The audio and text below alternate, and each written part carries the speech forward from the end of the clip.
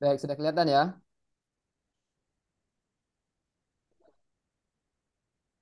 Siap, sudah. Baik, sebelum kita lanjutkan ke materi, mungkin ada yang bisa mereview sedikit materi kita di pertemuan sebelumnya. Latar belakang kreatif dan inovasi, kenapa kita perlu memiliki pikiran dan mindset yang kreatif dan inovatif. Dan juga apa itu kreatif dan inovatif. Mungkin dengan contoh juga bisa.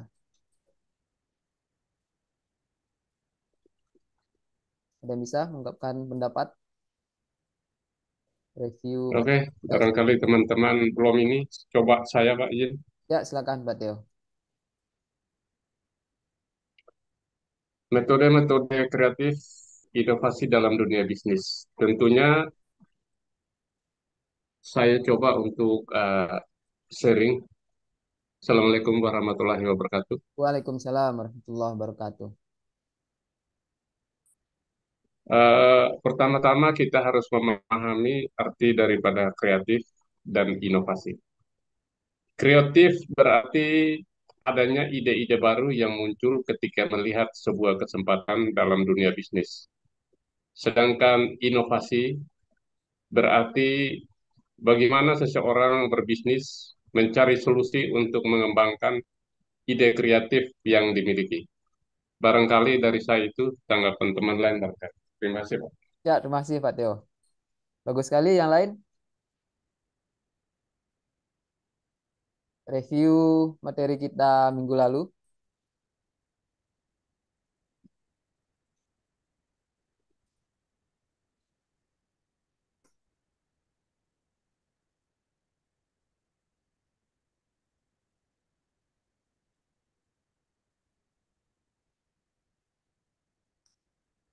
Baik, belum ada ya, karena masih pagi mungkin, masih loading mungkin ya, kiranya. Sinyalnya kurang bagus. Nggak bisa ngopi juga ya, karena lagi puasa. Ya, jadi kreatif itu kan dari kata create ya, menciptakan. Jadi benar katanya Pak Tio tadi. Di suatu proses kita menciptakan ide-ide baru, bisa melihat peluang-peluang baru. Dan inovasi itu berasal dari kata innover, bahasa Latin. Jadi dia to renew, memperbarui. Jadi kita menciptakan sesuatu yang baru, kreatif dan inovatif. Contohnya apa? Misalnya, mungkin kita semua tahu Grab atau Gojek, contoh ya. Nah, itu adalah suatu produk yang inovatif. Kenapa inovatif? Konsep bisnisnya gimana sebenarnya? Kan cuma menghubungkan antara ada orang yang memiliki kendaraan, ya, dia mau menyewakan dan banyak nganggurnya. Pada dulu, tukang ojek itu juga mencari konsumen itu juga susah. Sedangkan di sisi lain ada orang yang membutuhkan transportasi, memiliki uang, mau membayar, tapi tidak punya kendaraan.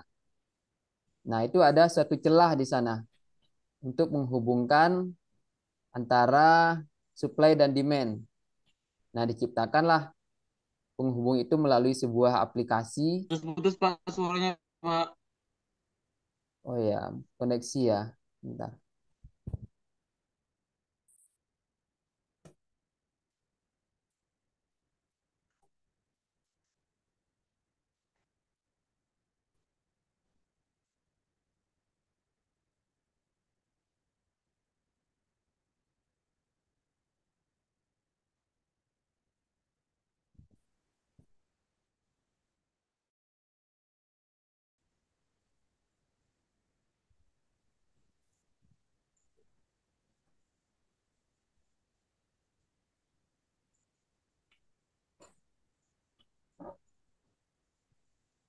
Kita lanjutkan ya. Sepertinya koneksinya ini.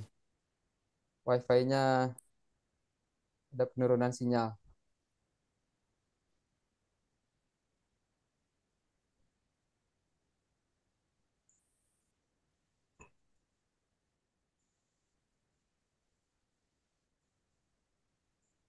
Nah, jadi kalau kita lihat seperti aplikasi misalnya Gojek atau Grab, sebenarnya itu kan secara bisnis itu standar.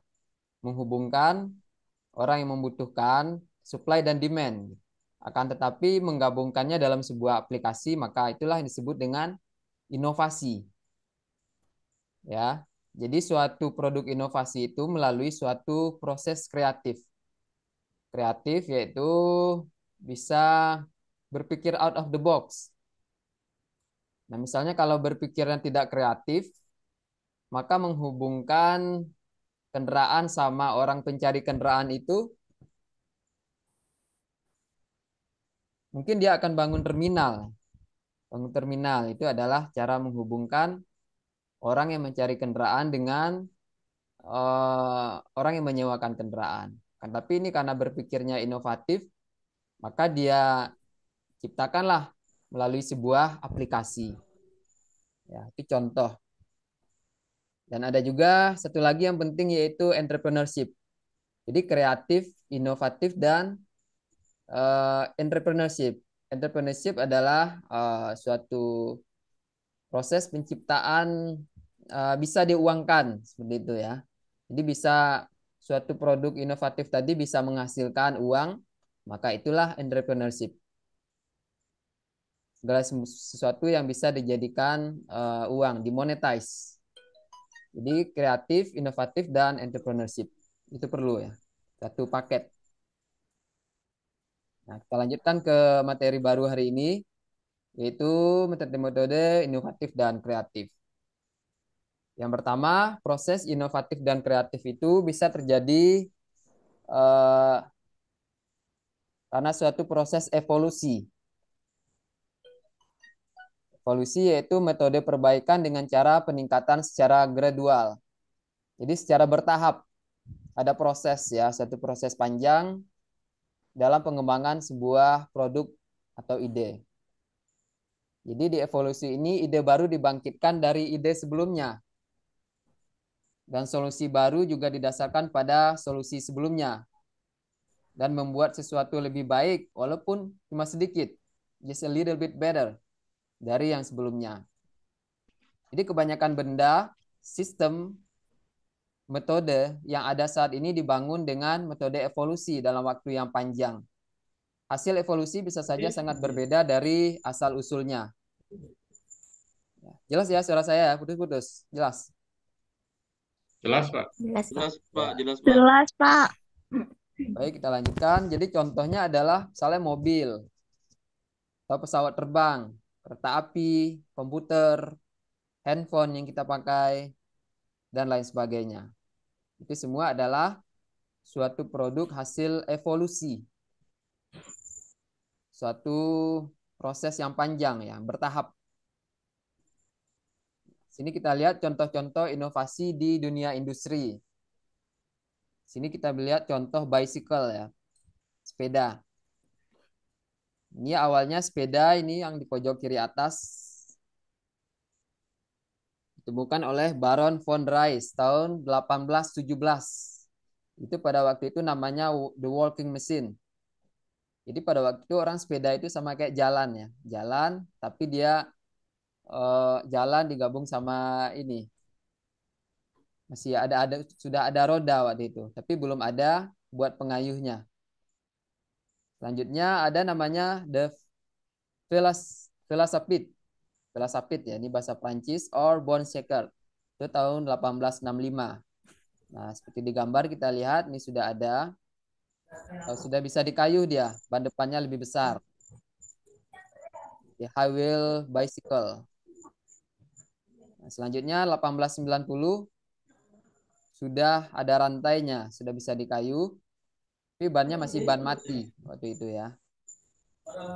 Baru pada tahun 1898 baru ditemukan ban pompa, yang bisa dipompa. Jadi ini melalui suatu proses bisa menjadi produk yang kita pakai sekarang.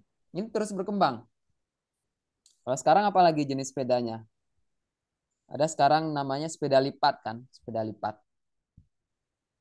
Jadi bisa dimasukkan ke mobil. Kalau kita mau bersepeda, bisa dimasukkan ke mobil dulu. Nanti ketika kita sudah di lokasi, baik itu misalnya di daerah pantai atau camping, bisa dikeluarkan baru kita kayu sepedanya. Itu juga inovasi yang baru. Sepeda lipat. Ini contoh pengembangan sebuah produk sepeda. Nah, kita lihat contoh berikutnya di dunia industri ini ada mobil. Mobil masa kini ya, seperti ini. Nah, ini tidak langsung jadi seperti ini juga. Ada sebuah proses. Kita lihat mobil atau transportasi masa lampau itu puluhan ribu tahun yang lalu orang masih pakai keledai. Nah, buat bawa barang, buat transportasi, pakai kuda, pakai onta juga ya. Dan pada tahun 3500 before Christ, sebelum Masehi, jadi Sumeria ini pakai tenaga manusia. Baru pada tahun 1000 sebelum Masehi ini sudah ada ya pakai sapi ini jenis transport dan bannya waktu itu juga masih ban kayu kita lihat di gambar ya. Baru selanjutnya ada perkembangan yang pesat itu pada tahun 1769 itu ditemukan oleh Nicholas Cugnot. Itu adalah penemu cikal bakal ya mobil pertama. Selanjutnya juga tahun 1885 dikembangkan oleh Carl Benz. Ini cikal bakal Mercedes-Benz ini, Carl Benz. Jadi kita lihat ya, penumpangnya duduk di atas. Ini mesinnya ada di belakang itu, mesin uap waktu itu ya. Baru ada perkembangan berikutnya ada Gottlieb Daimler. Jadi pada waktu itu untuk menyalakan mesinnya itu ditarik seperti mesin sekarang itu apa mesin pemotong itu, Shinso itu kan atau mesin tambal ban kan masih seperti itu ya, tarik buat menyalakan mesinnya. Nah, ini adalah cikal bakal awal mobil dulu. Bannya masih 3 pada waktu itu. Nah, kalau sekarang apa bentuk inovasi yang terbaru dari mobil? Mobil terbang Pak, yang di KN katanya mau dibikin itu. Mobil terbang? Iya, Ada yang mau taksi dibikin ya? terbang, taksi Hah? terbang. Hmm. Dan juga sekarang mobil listrik, gitu kan? Itu inovasi dari bahan bakarnya. Kita kalah mobil listrik. Dan juga mobil berbahan bakar air itu ada. Itu teman saya di Willis itu ada yang buat, ada yang bisa buat, masih dikembangkan ya. Itu jauh lebih irit. Terus apa lagi contohnya? Tesla Pak, mobil tanpa awak Pak. Ya, autopilot ya. Ada autopilot juga ada Tesla. Iya, autopilot. Jadi teknologi itu selalu berkembang, pasti selalu ada inovasi, kreativitas dan inovasi. Itulah yang membuat produk-produk tersebut berkembang. Jadi eh, para saintis dan penemu-penemu itu bisa melihat permasalahan. Ya, apa sih permasalahannya? Sekarang juga yang tren itu kan ada mobil yang atapnya bisa lihat ada panoramik ya, ada panoramik, ada yang sunroof, ada moonroof namanya. Mobil-mobil baru itu kan juga baru juga ya. Jadi biar matahari masuk katanya juga view-nya lebih bagus segala macam. Itu juga bentuk inovasi. Atapnya itu dikasih kaca itu kan keren juga. Terus ada juga mobil yang kecil. Sekarang mobil listrik banyak saya lihat itu di Denpasar juga udah banyak. Mobil luaran Cina itu yang banyak ya. Tapi pasti banyak mobil lain juga di perkotaan, city car. Jadi biar gampang parkir. Permasalahannya kan kalau di perkotaan kan susah nyari parkir. Jadi buatlah mobil dengan kecil, ukuran mini. Itu berasal dari pemikiran ada permasalahan. Jadi di kota karena padat, nyari parkir susah, crowded, jadi dibikinlah mobil yang kecil seperti itu ya. Nah, itu adalah suatu hasil dari proses kreatif sehingga menghasilkan produk-produk yang inovatif. Nah, kita lihat contoh inovasi di dunia industri di televisi ya. Nah, ini televisi Pada zaman dulu masih seperti ini ya, kecil, cuma berapa inci itu. Jadi gambar kita lihat. Mungkin seperti generasi Pak Tio juga merasakan ya Pak ya, bagaimana evolusi televisi zaman dulu sampai menjadi seperti sekarang. Siapa? Nah, dulu masih hitam putih dan tampilannya besar ya. Sekarang sudah ada flat, ada yang 3D juga malah. Sehingga kalau kita lihat tayangan-tayangan itu seperti real dia, 3D. Nah, ini contoh di komputer juga. Ini asal muasalnya ya. Ada DEC PDP nih. Contoh di gambar 1970. Jadi masih besar. Padahal ada juga yang pakai CPU juga ya. Yang memakan tempat. Selanjutnya dibuatlah ada produk laptop.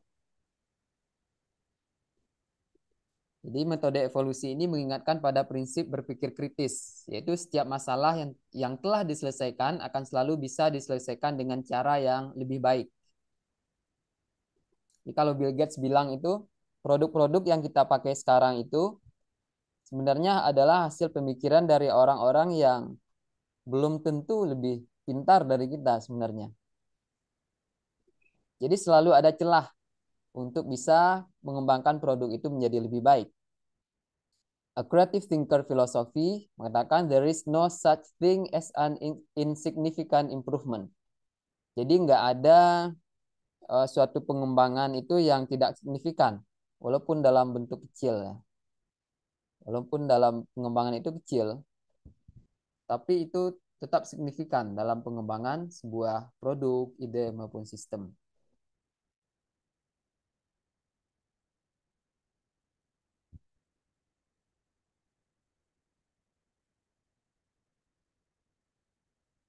Nah, ini contoh inovasi di dunia pendidikan. Jadi inovasi nggak cuma dari produk ya, tapi juga dari sistem. Itu juga ada inovasi. Jadi ada cara belajar siswa aktif, ada guru pamong, itu yang jadi mentor ya untuk guru-guru yang mau jadi guru. Selanjutnya sekolah persiapan pembangunan, ada sekolah kecil. Sekolah kecil ini sekolah untuk masyarakat yang miskin, jadi sepenuhnya didanai BOS. Sistem pengajaran modul, sistem belajar jarak jauh nih yang sekarang kita jalani juga sebuah sistem inovasi. Kalau zaman dulu kan tidak mungkin ya. Orang berguru itu sampai harus uh, merantau jauh ya untuk mencari guru. Kalau sekarang sudah banyak sistem belajar jarak jauh juga seperti sekarang. Terus juga ada inovasi yang diciptakan oleh Depdiknas bekerjasama dengan lembaga asing seperti British Council, USAID, dan lain-lain. Sehingga kita juga bisa mendapatkan kurikulum pelajaran dari luar negeri. Jadi bahkan ada ya yang mengambil sekolahnya di luar negeri, di Amerika itu. Seperti yang apa yang buat program uh, apa itu aplikasi Ruang Guru itu, nah, Iman Usman itu kan orang Padang juga ya. Nah itu dia ngambil uh, magister itu di Amerika. Jadi kuliah malam dia masih di Indonesia, nggak harus ke Amerika dia. Mungkin sewaktu ujian akhir itu baru. Jadi cuma sekali atau dua kali saja, tapi di prosesnya dia cukup bisa melakukannya di jarak jauh. Itu contoh inovasi pendidikan.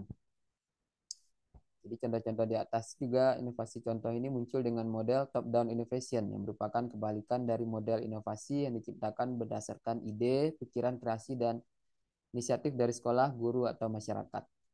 Jadi ini inovasi dari kebijakan dari atas ya. Bisa juga inovasi dari bawah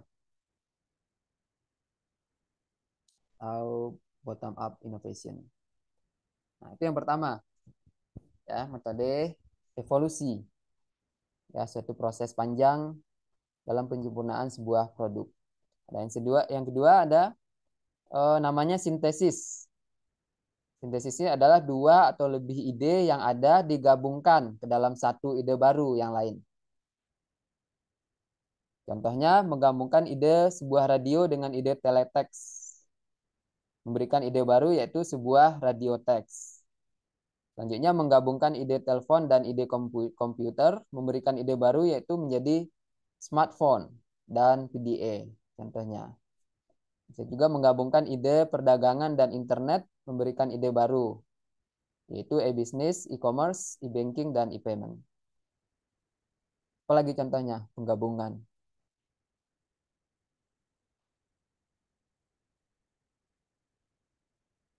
Sepeda motor misalnya ya. Zaman dulu ya, sepeda dikasih mesin, motor nih sepeda motor. Jadi bisa juga ya dari yang sudah ada kita gabung sehingga menjadi sebuah ide baru, menjadi sebuah produk baru. Bisa juga jadi metode yang digunakan untuk mengembangkan kreativitas dan inovasi. Nah, selanjutnya ada revolusi. Ya, revolusi ini adalah balikan dari evolusi ya, waktu yang panjang. Revolusi ini dalam waktu yang cepat, perubahan dalam waktu yang cepat. Seringkali ide baru yang terbaik benar-benar berbeda dari pendahulunya. Ini ada contoh device elektronik dari semikonduktor adalah sama sekali berbeda dibanding pendahulunya. Dulu pakai tabung hampa ya, walaupun fungsinya tepat, sama fungsinya dengan perbaikan unjuk kerja yang sangat berarti. Selanjutnya layar LCD dari bahan kristal cair menggantikan layar tabung hampa sehingga mengubah tampilan dan dimensi pesawat TV serta monitor komputer menjadi jauh lebih tipis dan ringan. Jadi ada perubahan ya. Layar dari layar komputer itu juga membesar seperti TV juga sekarang udah dibikin yang tipis. Nah, setelah revolusi itu ada dengan cara mengubah arah, reframing ya, mengubah arah. Banyak terobosan kreatif terjadi saat perhatian dialihkan dari satu sudut pandang ke sudut pandang lainnya. Sering disebut dengan keinsafan kreatif. Jika sebuah solusi gagal untuk bekerja, alihkan ke kemungkinan solusi lainnya. Disinilah prinsip penyelesaian masalah atau problem solving secara nyata bisa terjadi. Karena tujuan dari metode ini adalah untuk menyelesaikan masalah dan bukan untuk mengimplementasikan penyelesaian tertentu. Jadi contohnya adalah seorang staf peneliti 3M. Ada produk 3M itu membuat formula lem yang gagal. Jadi awalnya dia membuat formula lem perekat yang gagal dalam tanda kutip karena walaupun bisa menempelkan kertas tapi sangat mudah dilepas kembali. Ternyata lem itu justru cocok untuk digunakan sebagai non-permanent glue alias paste-it. Kan ada produk kita lihat di stationery, di Gramedia juga banyak. Ya, 3M itu. Jadi buat nempel note yang ada di dinding. Ya, buat schedule, jadwal, dan lain sebagainya. Itu pakai lem yang semi seperti itu. Itu jadi awalnya ditemukan secara tidak sengaja. Ya. Ada juga seperti pemanis buatan itu. Itu ceritanya juga ada di laboratorium lagi meneliti untuk suatu produk, tapi ada kecipratan, gitu. Ada kecipratan, akhirnya loh kok manis. Gitu. Nah, ada ide bikin pemanis buatan. Jadi bisa juga suatu proses kreatif dan inovatif itu terjadi karena suatu ketidaksengajaannya. Sehingga muncullah ide. Baik, sampai di sana ada pertanyaan mungkin?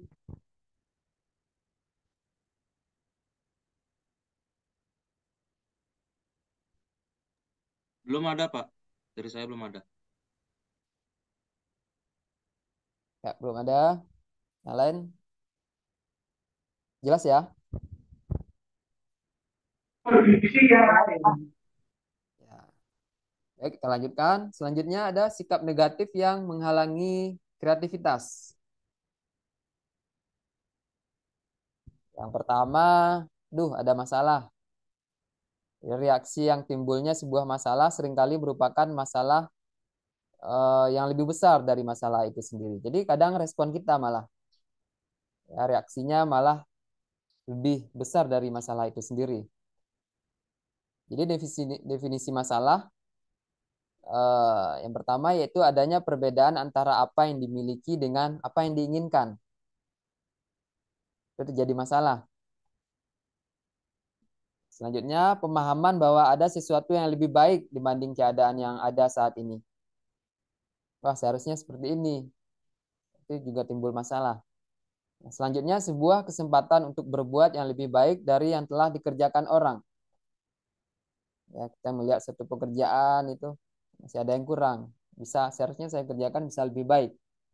Nah, hal-hal yang seperti itu, problem seperti itu bisa menjadi sebuah opportunity, sebuah kesempatan. Jadi sebuah masalah itu adalah sebuah kesempatan. Orang yang berhasil atau sukses seringkali merupakan pencari dan penemu masalah yang baik, yang menjadikan masalah sebagai tantangan dan kesempatan untuk memperbaikinya. Jadi, orang kreatif itu dia bisa mengidentifikasi permasalahan itu menjadi sebuah peluang. Jadi sebagaimana yang kita bahas di materi minggu lalu sebelumnya, masalah itu berbarengan dengan solusi. Itu sudah berpasangan dia. Fa inna ma'al usri yusro, inna ma'al usri yusro. Chinese itu juga ada yin dan yang, yang logo yin dan yang. Ada hitam, ada putih. Dia ada problem, where there is a problem, there is an opportunity. Misalnya pada waktu COVID kemarin, itu kan sebuah permasalahan besar. Kan tapi ada apa opportunity yang ada di sana?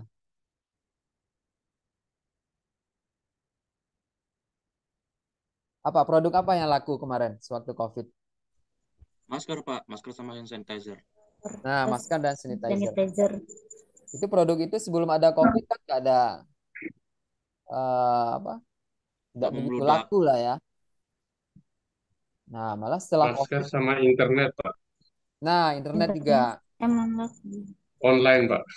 online ada percepatan ya, ada percepatan shift dari Zoom. Zoom, Pak. sistem bekerja, belajar. Ya, masker atau sanitizer itu juga ratusan kali lipat itu. Ada yang untung sampai miliaran cuma dari jual masker.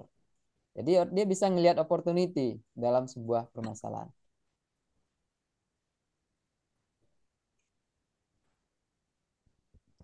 Jadi perlu respon kita ya. Kalau lihat ada sebuah permasalahan, pasti ada opportunity. Semakin besar permasalahannya, maka peluang di sana juga semakin besar.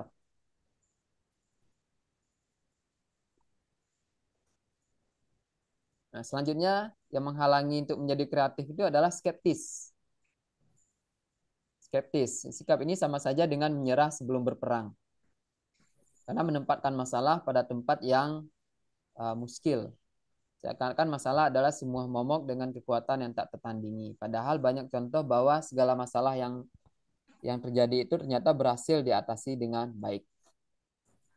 Skeptis ya dalam sehari-hari. Misalnya ada ide bisnis, wah sudahlah itu nggak akan berhasil. Seperti itu skeptis. Padahal belum dicoba sudah bilang nggak berhasil. Nah, itu penghalang kreativitas. Contoh nyatanya ada di sini ditulis manusia mampu terbang ke angkasa, bahkan sampai ke bulan.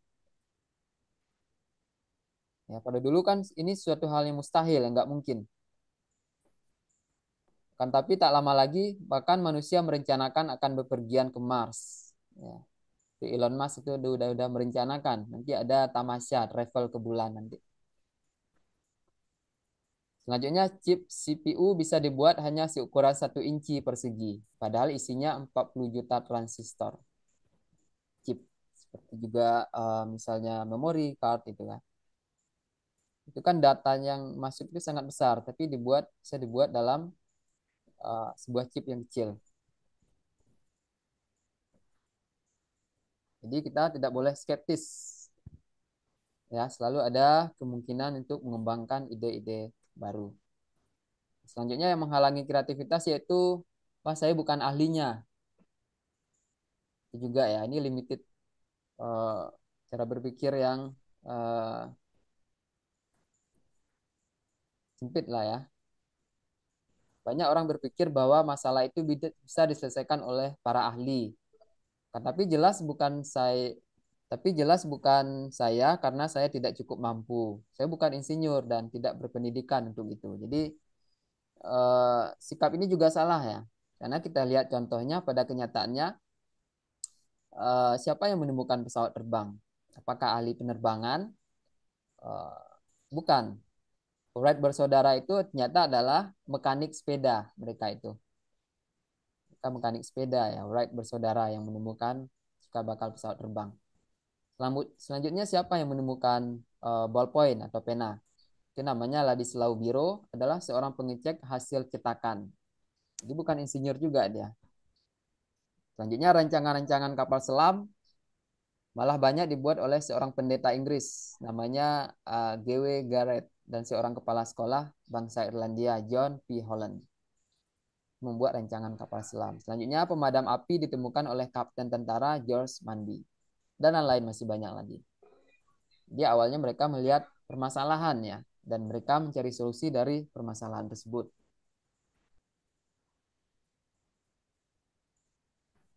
Nah, ini ada beberapa fakta. Jadi kebanyakan inovasi di dunia industri ternyata datang dari individu-individu dan bukan dari grup riset. Jadi contoh tadi ya. Terus fakta 2, pikiran sehat dengan niat baik dan positif dan kemampuan inovasi sangat berguna dalam setiap penyelesaian masalah. Dan fakta yang ketiga, motivasi yaitu sebuah kemauan untuk berusaha seringkali lebih penting dibanding peralatan laboratorium yang lengkap. Jadi masih ada kemauan, niat yang kuat untuk mencari pemecahan dari permasalahan yang ada. Nah, selanjutnya yang menghalangi kreativitas ini dalih, tapi saya tidak kreatif. Seperti itu ya. Padahal secara alamiah semua orang berbakat untuk menjadi kreatif. Kita lihat anak-anak, mereka selalu bermain dengan daya imajinasi mereka, yang adalah merupakan daya kreatif. Memang pendidikan standar ya, ada tidak secara umum ya. Tapi ada pendidikan standar yang keliru yang bisa membantai daya kreativitas. Untuk itu, cobalah kita kembali melihat ke sifat alamiah kita. Maka Anda akan terkejut betapa kreatifnya Anda. Misalnya rekreasi adalah salah satu usaha untuk kembali ke sifat alamiah, yaitu melepaskan diri dari kungkungan birokrasi kehidupan sehari-hari yang membunuh kreativitas. Jadi kreativitas ini bisa tumpul juga, bisa juga dipertajam. Kadang sistem juga membuat kita, lingkungan membuat kita jadi kurang, tidak kreatif. Tapi juga kita mesti ciptakan lingkungan dan yang bisa mengasah kreativitas kita menjadi lebih berkembang.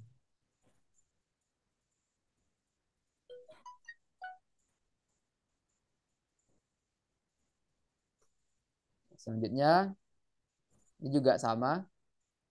Menghalang itu adalah mindset kita, itu kekanak-kanakan. Jadi seringkali untuk tampak dewasa dan sophisticated, kita menertawakan kreativitas. Ya, ini sikap-sikap bermain seperti yang dilakukan di usia muda kita dahulu. Jadi kalau kita lihat ada yang kreatif, wah itu kekanak-kanakan. Padahal seringkali daya kreatif kanak-kanak atau masa muda bisa mengatasi masalah yang ada. Contohnya ada ide sepeda roda 3 untuk anak-anak sekarang digunakan pada kendaraan bermotor pantai yang justru sangat ampuh melawan redaman pasir. Jadi di daerah wisata pantai ya ada sekarang motor yang ban 3 seperti itu, motor sepeda anak-anak. Dan juga ide dot bayi menginspirasi penggunaan sedotan limun. Jadi ide-ide yang alamiah dari anak-anak itu juga perlu ya dalam pengembangan sebuah proses kreatif. Nah, ada juga proses kreatif itu karena takut digunjingkan orang misalnya. Jadi ada tekanan sosial yang kuat untuk selalu berbuat yang umum, tidak melakukan di luar kelaziman dan berbuat tidak kreatif. Misalnya Orang yang kreatif bilang, wah saya luka kena pisau dan kebetulan tidak ada obat. Ah, pakai ludah saya saja. Yang orang biasa, jijik, jijik gitu. Ya, karena selanjutnya juga yang biasa tidak hujan kok berpayung. Yang kreatif mataharinya sangat terik. Seseorang bilang, wah malu kayak perempuan saja. Jadi itu juga menghalangi ide-ide kreatif ya. Kita ada ide kreatif, melakukan sesuatu yang inovatif, tapi karena tekanan sosial yang umum, karena tidak biasa. Seperti contoh di sini ya, kan obat-obatan itu juga ada yang tidak umum dipakai, bisa malah mengobati dengan baik. Misalnya kalau orang sakit gigi itu, sebelum minum obat bisa di air garam juga bisa untuk mengobati. Masuk juga contoh tekanan sosial ini misalnya seperti yang saya beri contoh di pertemuan sebelumnya untuk orang-orang yang belajar bahasa misalnya, bahasa Inggris misalnya. Itu kan kalau namanya bahasa itu harus praktis ya. Cuma sewaktu kita praktis itu teman-teman bilang wah, gaya banget gitu kan. Pakai bahasa Inggris ya. Padahal itu kan itu proses belajar, bukan gaya-gayaan seperti itu. Jadi itu juga salah satu faktor sehingga kita eh, tidak bisa juga eh, mengembangkan kreativitas yang ada di pikiran-pikiran kita karena adanya lingkungan sosial yang tidak mendukung untuk itu, untuk sesuatu yang berbeda. Nah, selanjutnya, nah ini, jadi pendapat umum itu cenderung tidak kreatif. Untuk mengatasinya, selama tidak mengganggu kepentingan umum, bersikaplah santai dan teruskan saja ide kreativitas sebagaimana mestinya. Memang kadang masyarakat bertindak tidak adil dengan memberikan hukuman yang mengerikan jika kita telah divonis mengganggu kepentingan umum. Contohnya pada zaman dulu ada Galileo Galilei, ilmuwan. Itu dikurung seumur hidup karena berpendapat bahwa pusat dunia adalah matahari dan bukan bumi. Padahal kepercayaan yang ada pada zaman itu, pusat dunia adalah bumi. Semua mengelilingi bumi. Akan tapi faktanya seiring berkembang ilmu pengetahuan, ternyata yang dibilang oleh Galileo Galilei inilah yang benar. Ya, yang pada waktu itu masih seringkali terasa asing. Dan biasanya ditertawakan bahkan diejek. Jadi ini wajar saja. Jadi masukkan hal ini ke dalam salah satu risiko bersikap kreatif. Jadi namanya kreatif berpikir out of the box dari lingkungan yang sikap umum itu wajar. Pasti ada semacam penolakan seperti itu. Jadi sikap kita selama tidak mengganggu kepentingan umum ya kita santai saja, harus terus selalu berpikir dan sikap kreatif ya.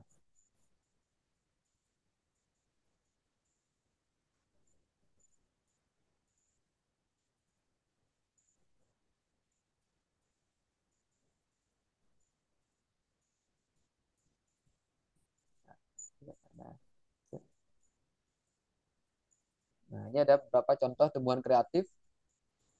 Misalnya getah pohon pisang bisa digunakan sebagai obat luka yang sangat banjur.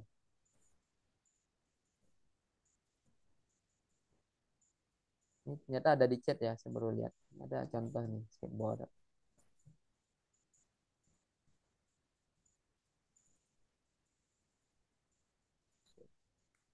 Selanjutnya air kelapa bisa digunakan untuk membersihkan botol kaca. Terus tembakau bisa digunakan untuk membersihkan kaca mobil sehingga sewaktu turun hujan air bisa lancar mengalir.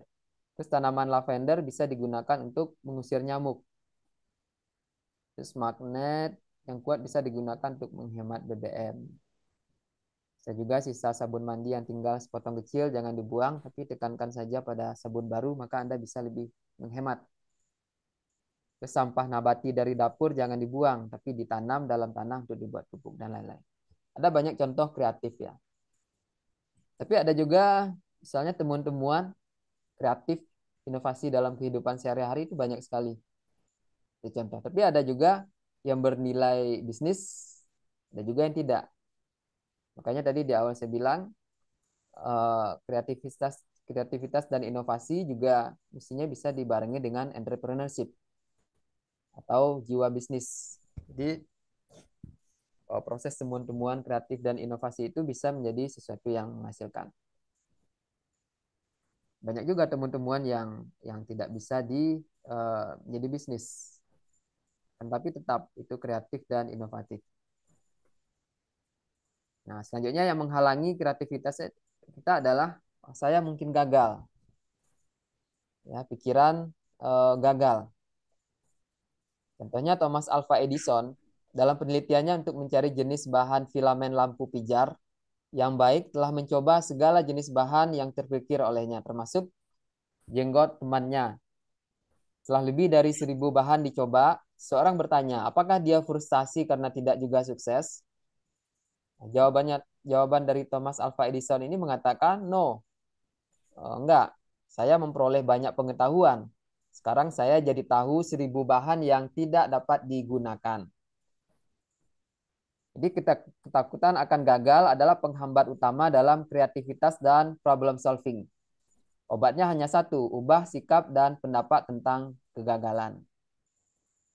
Gagal setelah mencoba jauh lebih baik dibanding tak pernah gagal karena tak pernah mencoba. Jadi balik setiap musibah atau kegagalan pasti selalu ada hikmah atau pengetahuan. Jadi hikmah itu ada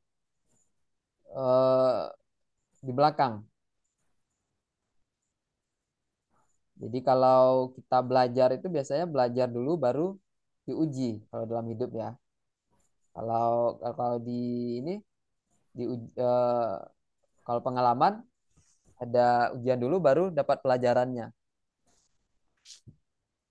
Jadi mindset kita terhadap kegagalan harus akrab ya, biasa ya. Gagal itu harus menjadi teman baik. Ya, tidak boleh takut gagal. Karena dengan gagal itu banyak pelajaran yang kita ambil. Seperti Thomas Edison ini ya. Jadi bayangkan ada 1.000 bahan dicoba, semuanya gagal. Tapi Thomas Alva Edison itu mengatakan dia jadi tahu 1.000 bahan yang tidak bisa digunakan. Jadi bertambah pengetahuannya. Nah, ilustrasinya seperti ini. Ini karena takut gagal, contohnya nih. Ada orang yang takut gagal. Anda hanya melakukan usaha atau percobaan 3 kali dalam setahun. Ternyata ketiga-tiganya sukses, sehingga tingkat kegagalannya 0%. Lalu pada tahun berikutnya, karena tidak takut gagal, Anda mencoba 100 kali usaha atau percobaan dalam setahun. Ternyata hasilnya hanya 30 kali yang sukses, sehingga tingkat kegagalannya menjadi 70%. Mana yang Anda pilih memperoleh sukses setahun 3 kali atau 30 kali? Yang mana yang lebih banyak suksesnya? Orang yang banyak mencoba tadi atau orang yang ragu-ragu, yang takut gagal untuk mencoba? Yang banyak mencoba. Banyak mencoba pastinya kan? Dan bayangkan Anda memperoleh pengetahuan sebanyak 70 kali tentang hal-hal yang tidak boleh dilakukan. Jadi yang gagal tadi juga kita dapat pelajaran. Oh, ini tidak bisa, tidak boleh dilakukan. Itu juga dalam bisnis ya. Misalnya orang-orang yang misalnya di usaha dia udah pernah kena misalnya tipu dan segala macam, pasti dia dapat pelajaran. Ada orang berniat saja dia sudah bisa baca ya, karena dia udah berpengalaman. Masuk juga misalnya ada misalnya di internet ya, di digital. Kan ada banyak sekarang ya, banyak jebakan-jebakan Batman gitu. Yang kalau kita klik itu kita bisa handphonenya bisa kena hack, bisa data-data kita bisa diambil gitu ya. Jadi kalau sudah pernah, misalnya sudah pernah klik gitu ya, akhirnya kena hack gitu. Nah, setelah itu pasti kita menjadi lebih bijak, lebih hati-hati melihat file-file yang akan kita klik seperti itu ya.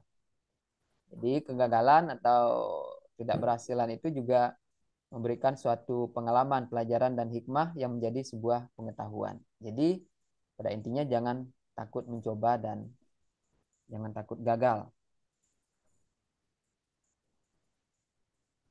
Ya, demikian materi kita. Ada pertanyaan bisa dipahami sampai sini?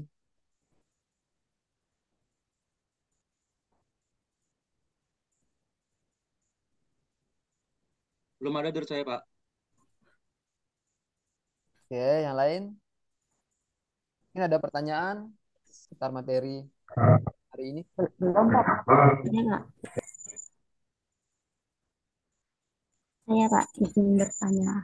Apa ini? Anggun ya, silakan. Belum.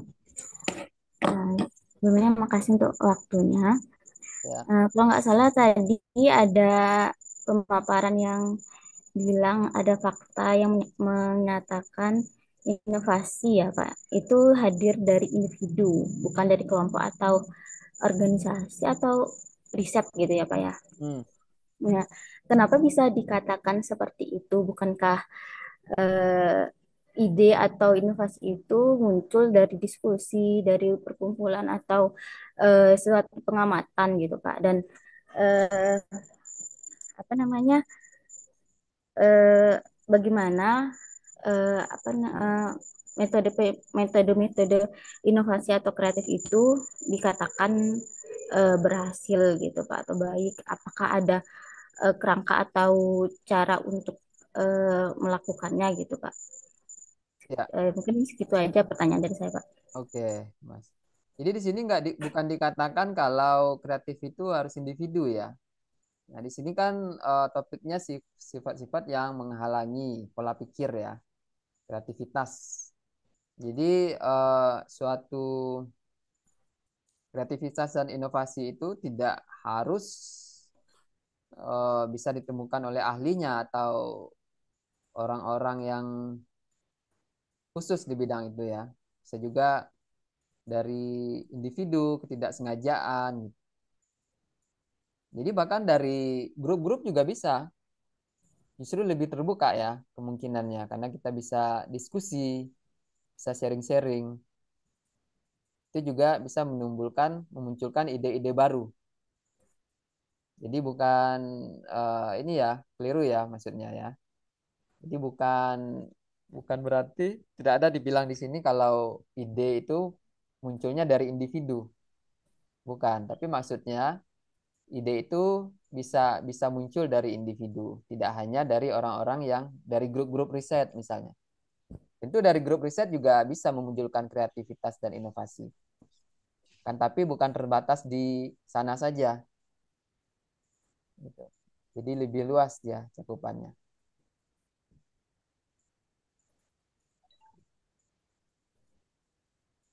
Untuk lebih kreatif tentu kita harus membuang pikiran-pikiran yang tadi yang menghalangi kreativitas ya. Misalnya kita dalam melihat problem. Nah, kita bisa melihat problem masalah itu menjadi suatu opportunity, menjadi suatu kesempatan yang ada. Tadi saya beri contoh ya, yang pada saat COVID itu kan contoh besar ya. Itu ada orang yang untung besar itu pada waktu ada masalah itu. Nah, itu dia bisa melihat opportunity di sana. Bahkan ada juga permasalahan itu malah dibuat juga agar bisa menciptakan peluang. Jadi problem dengan opportunity itu dia eh, berpasangan ya bisa dikatakan seperti itu.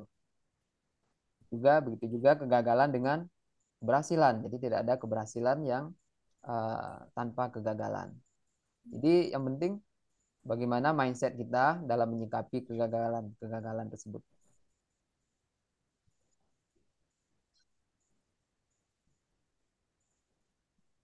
Oke, jelas ya Anggun ya.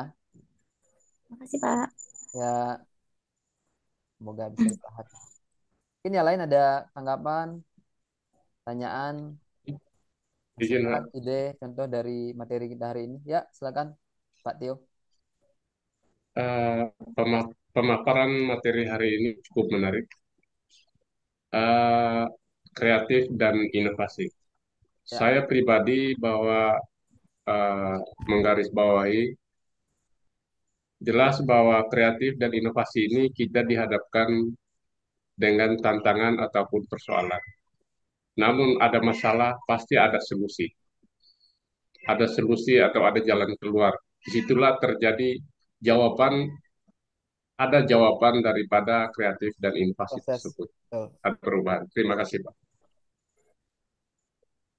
Ya, jadi bukan pertanyaan ya Pak Tio ya. Semacam Bukan. eh, summary ringkasannya. Ya, tepat sekali Pak Tio. Jadi di setiap permasalahan itulah juga banyak muncul ide-ide kreatif. Misalnya seperti ini. Saya ini headset ya, saya pakai ini ya. Ini kalau misalkan masukkan di tas atau kantong itu kan agak ngejelimet ya. Ini kabel-kabelnya. Apa sekarang produk inovasi yang terbaru itu? Itu keluaran dari Apple ya. Itu sudah nggak ada kabelnya sekarang. Sudah tempel seperti ini. AirPod, Pak. Ya, AirPod. Sudah ada produk AirPod. Itu adalah produk inovasi. Ada orang yang berpikir itu. Itu kan berasal dari permasalahan. Ada permasalahan di sana. Akhirnya dicarikanlah solusi. Hasil dari proses kreativitas mencari solusi itulah nanti akan menghasilkan produk-produk yang inovatif.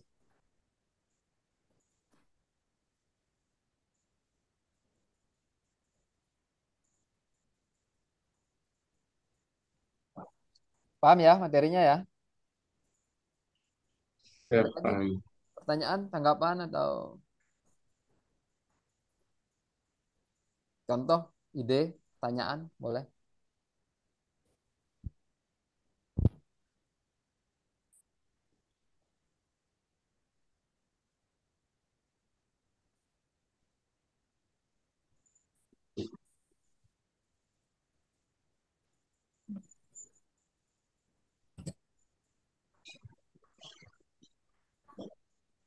Tidak ada ya, jelas ya? Pak. Ya, alhamdulillah kalau sudah bisa dipahami. Bisa, Pak.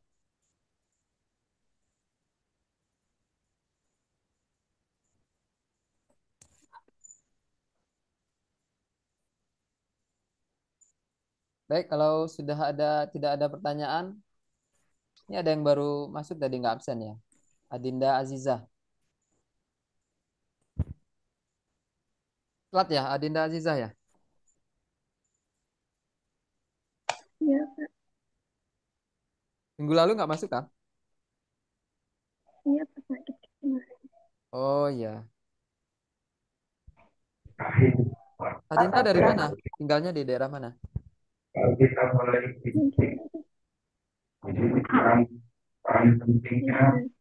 Hmm? Di negara, Pak. Penegaro ya? negara. Iya, Pak. Ada usaha Adinda, bisnis. Iya, Lagi Pak. lagi ada usaha atau bisnis? Udah pernah Iya, Pak. Lagi ada usaha apa? kerjaan dikit. Nggak desain.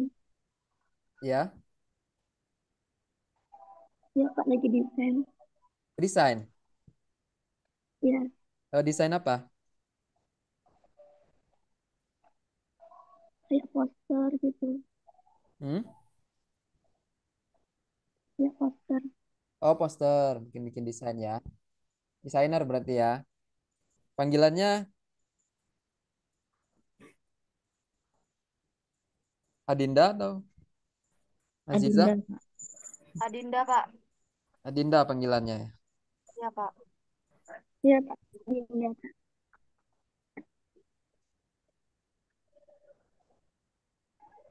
Ya, ada semua ya di absen ya. Iya, Pak. Baik, kalau sudah tidak ada pertanyaan dan tanggapan, kita cukupkan untuk materi hari ini. Semoga lancar semua ya puasanya ya. Pak Tio ya, nggak puasa ya Pak Tio ya. Siap, Pak. Untuk teman-teman saya ucapkan selamat menunaikan ibadah puasa.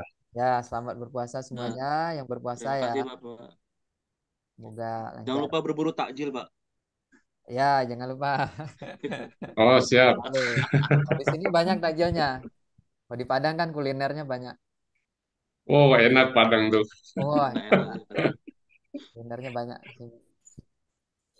Nah, nanti yang juga tanggal 23 ya, yang berbuka juga selamat. Insya Allah next mudah-mudahan bisa bergabung.